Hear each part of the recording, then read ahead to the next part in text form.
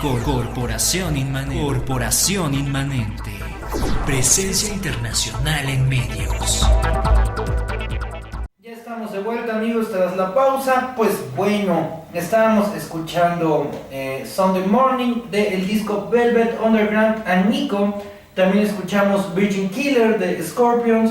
Y escuchamos Staring at the Sun de U2 en una versión en vivo de este disco que ya les comentaba, del disco pop de U2. Les cuento sobre el disco The Velvet Underground and Nico de The Velvet Underground. Él, también conocido como The Banana Album, era una broma y una obra de arte. Significativamente, el diseño de Andy Warhol para Velvet Underground permitía una interacción al invitarte a pelar suavemente y ver lo que había detrás, obligándote a desnudar una banana rosada que al final de cuentas no podía recuperar su cubierta amarilla. Debido a los altos costos de producción, la portada fue modificada y fue eliminado el elemento sorpresa. Sin embargo, eso no evitó que la banana se convirtiera en un icono sumamente popular y también imitado a lo largo de los años.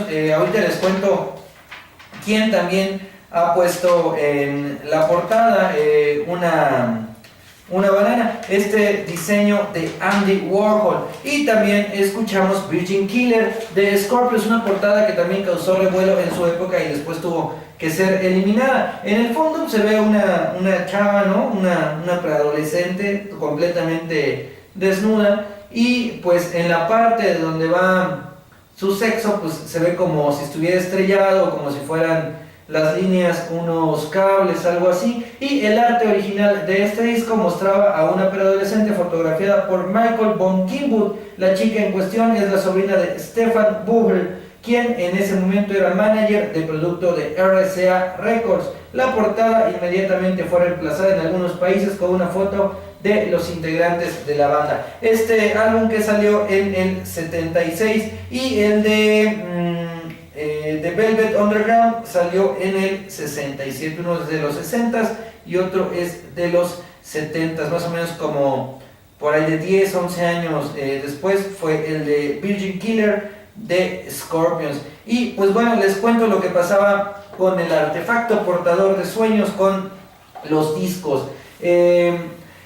Estos discos que, recordemos, al principio les decía, no se vendían, no había un mercado completo para ellos, ¿no? Sino que se vendían en las tiendas como un producto más, pero no había una estantería diseñada para los discos. Resulta difícil imaginar que en un tiempo los discos solían estar relegados al fondo de las tiendas donde se vendían estufas y refrigeradores, que no existía realmente una industria de la música y que el acto de escuchar un disco era solo eso, una forma de entretenimiento que carecía de importancia. Mucho antes que MTV o cualquier otro medio que se jacte de haberlo hecho, los artistas expresaron las dimensiones visuales de su música a través de las portadas de sus discos. Aunque para llegar a ese punto tuvieron que pasar por el desconocimiento, ciertos impedimentos contractuales y una estrecha visión corporativa.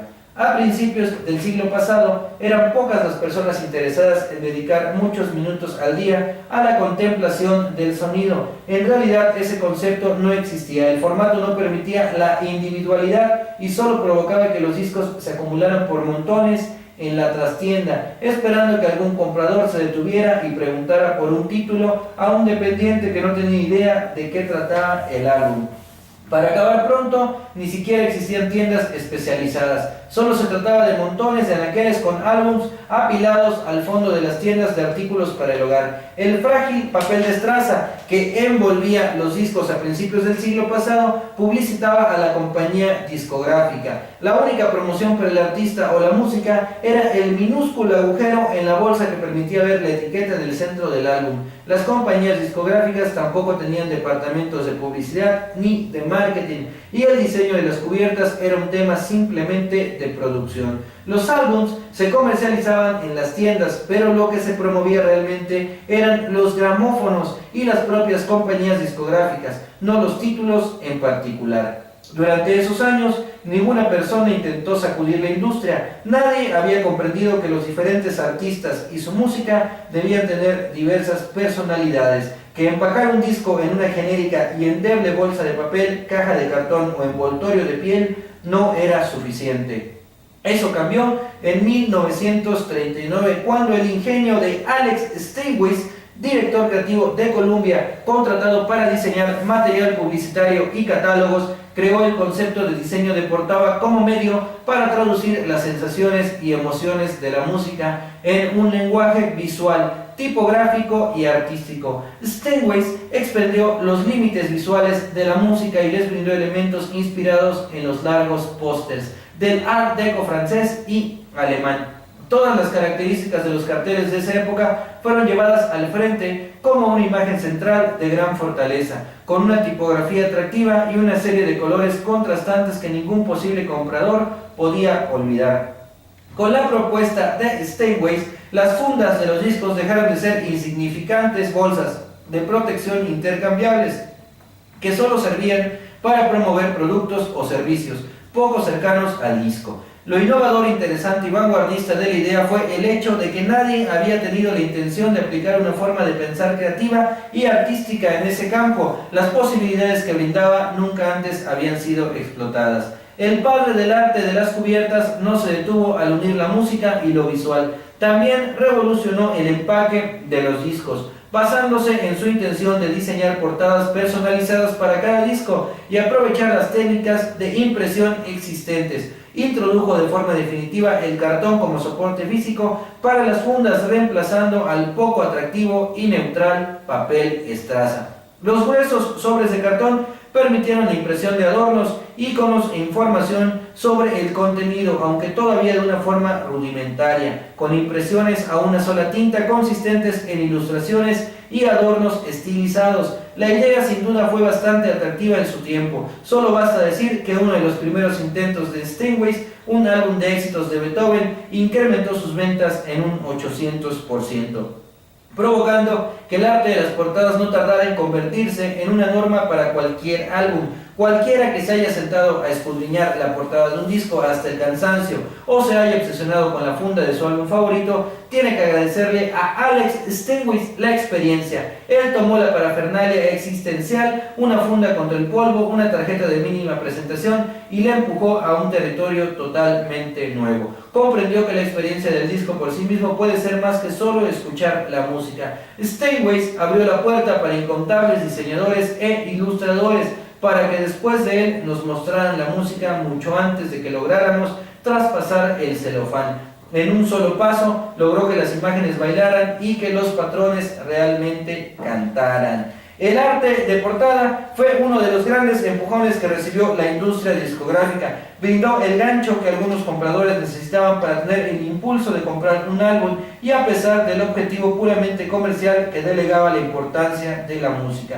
La creación de Steinway se convirtió en el empaque del producto más creativo que se haya hecho y en una forma de arte con una significativa importancia social. Con el crecimiento de los métodos gráficos y el asentamiento del nuevo medio, el arte de las cubiertas de los discos apeló a los valores, actitudes sociales, la moda y los puntos de vista políticos en una manera en que solo puede ser vista en una expresión artística. Desde sus inicios reflejó quiénes éramos, lo que deberíamos ser y al mismo tiempo en lo que nos convertiríamos. Inicialmente, las ilustraciones dibujadas por Alex Steinway tenían como primer impulso catalizar y representar la música que contenía un álbum. Sus seguidores imitaron la idea y crearon portadas bajo los mismos estándares. Eran llamativas pero totalmente inofensivas. Sin embargo, esa forma de arte evolucionó en formato y sustancia gracias a las compañías discográficas, que llevaron los cambios sociales a una nueva forma visual. Specialty Records, Blue Note y Motown se inclinaron particularmente en promover los derechos civiles, cuando Estados Unidos experimentaba cambios en las relaciones raciales que habían permanecido casi intactas por años. Los tres sellos, sobre todo Specialty y Blue Note, se distinguieron por no esconder a sus artistas negros, los llevaron hasta el arte de portada y los mostraron como un orgulloso producto de una nueva era. El resto de las compañías discográficas se esforzaban por esconder las caras al frente de las voces, como acto racista o el reflejo de una sociedad. Tener a un artista negro en la portada era un tema de controversia en esa época, pero hacerlo era un reflejo de lo que sucedía. Era parte de ese rompecabezas que se estaba armando a gran escala en el área de los derechos civiles. El liderazgo y la razón por la que Blue Note obtuvo reverencias fueron por el diseñador Rick Miles y el fotógrafo Francis Wolff, el primer artista gráfico que se interesó de lleno en los sentimientos y las intenciones de cada disco que el sello producía. La meta de Miles era integrar el arte de la cubierta de tal forma que pudiera reflejar y ser consistente con el ritmo de la música. Esos actos de manifestación, junto con la calidad de sus artistas, fueron lo que le dieron a Blue Note su gran reputación. El sello logró una integración cohesiva y única, donde la grabación, la impresión y el arte del álbum se combinaron para presentar un producto insuperable. La idea era revolucionaria, sin embargo, pocas compañías la imitaron. La mayoría se mantuvieron fieles a las ilustraciones que vagamente tenían relación con el disco y a las típicas fotografías del artista en diferentes poses en las mismas escenografías. Aunque en los 50s y principios de los 60s, los avances en la fotografía abrían todas las posibilidades y permitían reemplazar las portadas ilustradas. Las escenas seguían siendo las mismas, la vida típica de esa época que creaba la ilusión de un mundo perfecto. Las imágenes en su mayoría eran convencionales y pocas veces se salían del estándar. Prácticamente tuvo que pasar casi una década para que el concepto gráfico fuera modificado y los diseñadores se arriesgaran más allá de lo que se les pedía. Los sellos tampoco comprendieron totalmente la importancia del arte del disco hasta que apareció Sgt. Pepper's Lonely Hearts Club Band en el 67 de los Beatles. El álbum fue un verdadero parteaguas. Antes de Sgt. Pepper, el arte de las cubiertas cubría todas las posibilidades del estándar impuesto por la industria y los propios diseñadores. Una forma fácil y segura de hacer las cosas, que en esos años incluía muchos momentos psicodélicos y un extenso más de lo mismo.